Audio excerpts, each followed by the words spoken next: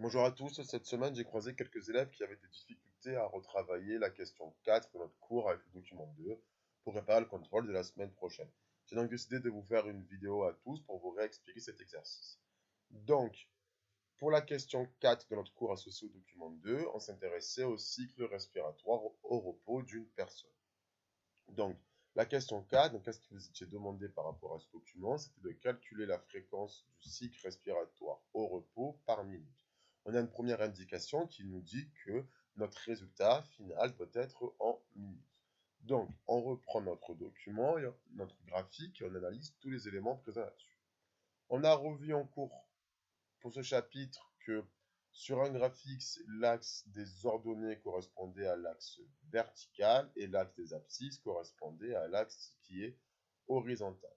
Donc, sur notre graphique, sur l'axe des ordonnées, on a un volume en litres, un volume d'air qui va être inspiré lorsque la courbe est ascendante et un volume d'air qui est expiré lorsque la courbe est descendante. Et enfin, sur l'axe des abscisses, on va avoir le temps qui est en secondes sur ce graphique. Un autre élément est mis en évidence sur le document, c'est la durée d'un cycle ventilatoire. Donc, un cycle ventilatoire correspond bien à une inspiration et une expiration. On a donc un cycle ventilatoire qui va durer 4 secondes et sur l'ensemble de notre graphique, on a bien 1, 2, 3, 4, 5 cycles respiratoires pour 20 secondes. C'est la première chose à essayer de mettre en évidence pour le calcul de la fréquence avec ce document. Regardez combien de cycles on a au total sur le temps qui est donné par le document. On a donc bien 5 cycles pour 20 secondes. Donc ça, c'est un premier élément qu'on va pouvoir mettre en évidence sur notre réponse. On a 5 cycles pour 20 secondes. On a également un cycle pour 4 secondes. Peu importe quelle méthode on choisit, on va avoir le même raisonnement à la suite pour trouver notre résultat final. Donc, on cherche un résultat qui est en minutes.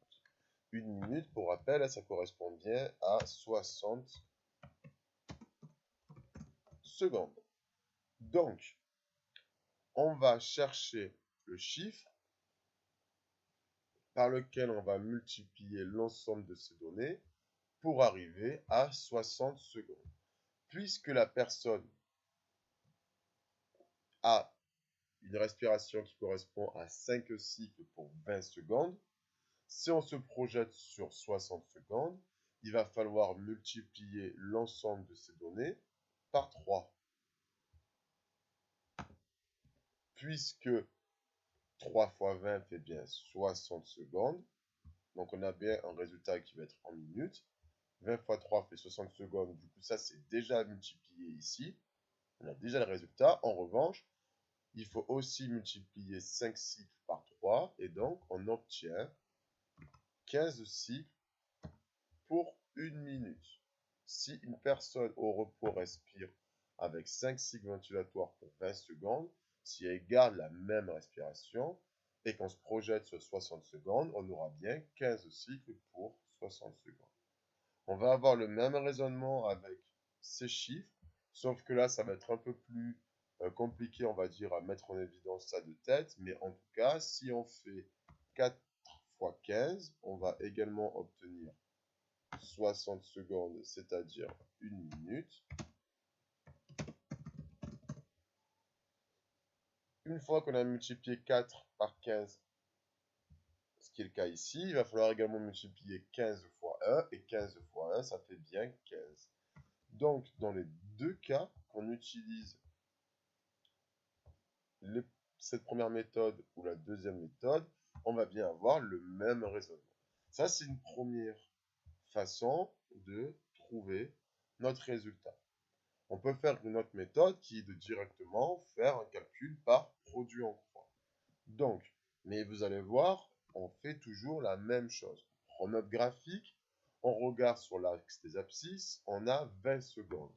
Donc, pour 20 secondes, combien de cycles j'ai?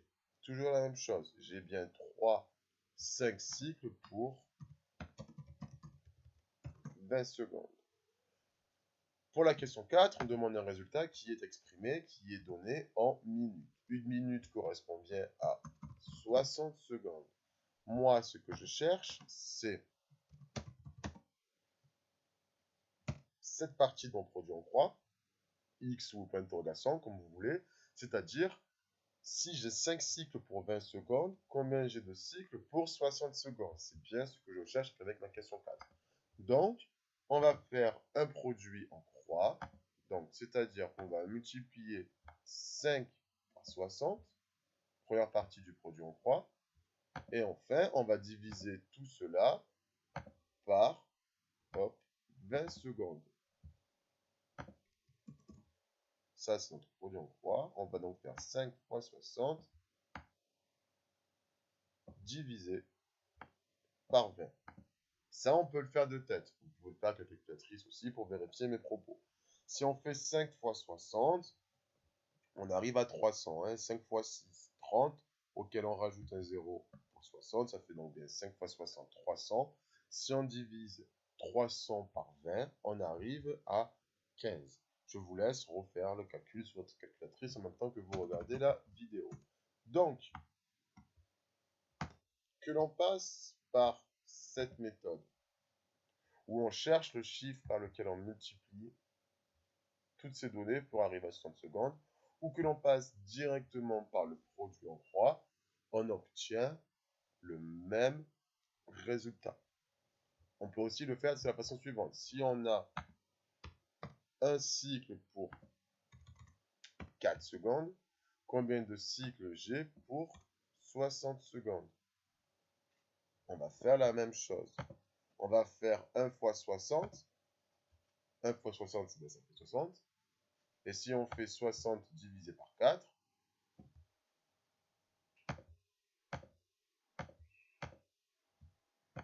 on arrive bien à 15.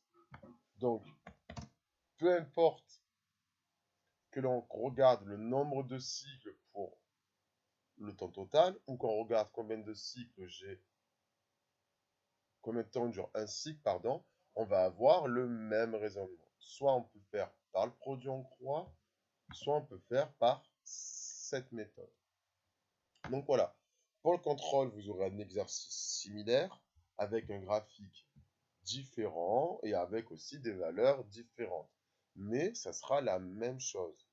On prend notre graphique, on regarde quel est le temps donné sur l'axe abscisse, on regarde combien de cycles j'ai sur ce temps donné, et ensuite on fait un produit en croix pour savoir combien j'ai de cycles sur 60 secondes.